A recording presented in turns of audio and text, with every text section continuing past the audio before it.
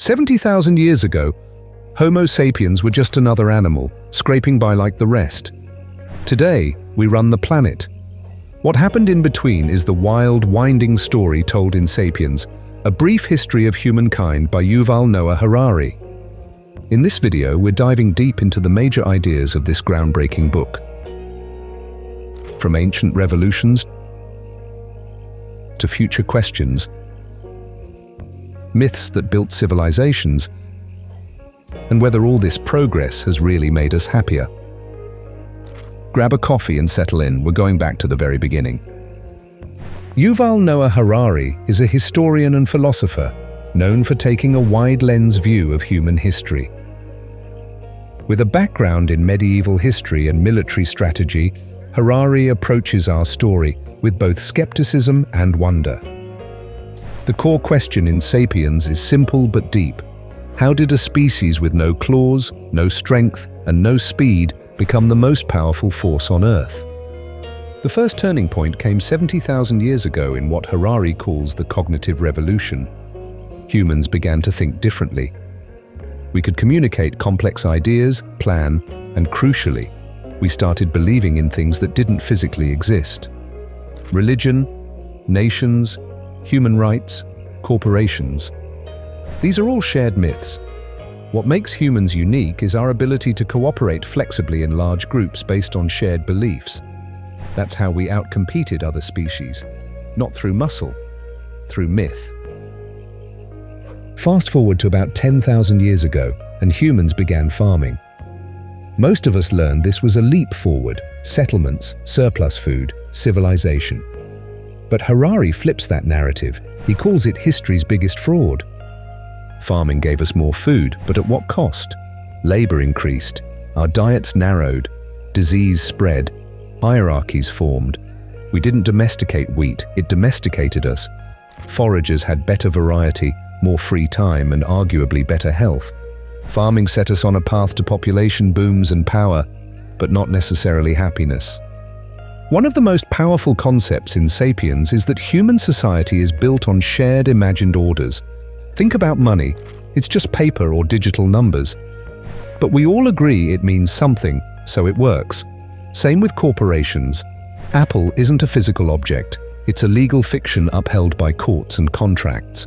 These imagined realities are what allow us to cooperate in the millions. No other species can do this. Our myths are our magic. Empires get a bad rap, and rightly so in many cases, but Harari invites us to see them as complex systems. Empires like the Roman, Chinese, and British brought violence and domination, but they also spread languages, trade, law, and ideas. Over time, this led to global unification, not peace, but connection.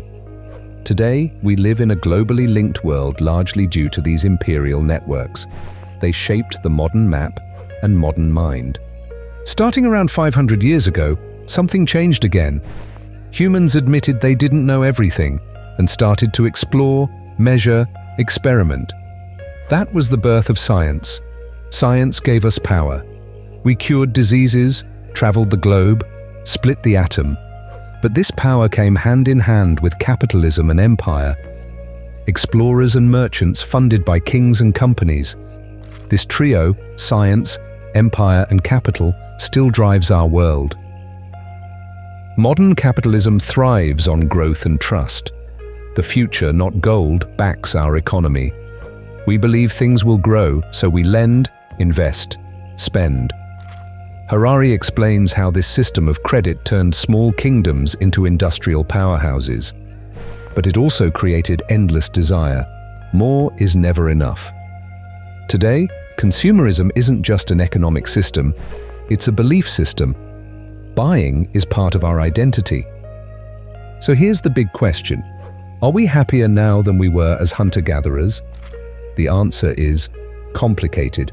We live longer. We have medicine and art and technology. But we also have stress, inequality, and burnout. Harari suggests that happiness hasn't improved much over thousands of years. Maybe even the opposite. We've conquered the world, but we might not have conquered ourselves. Sapiens leaves us with questions more than answers.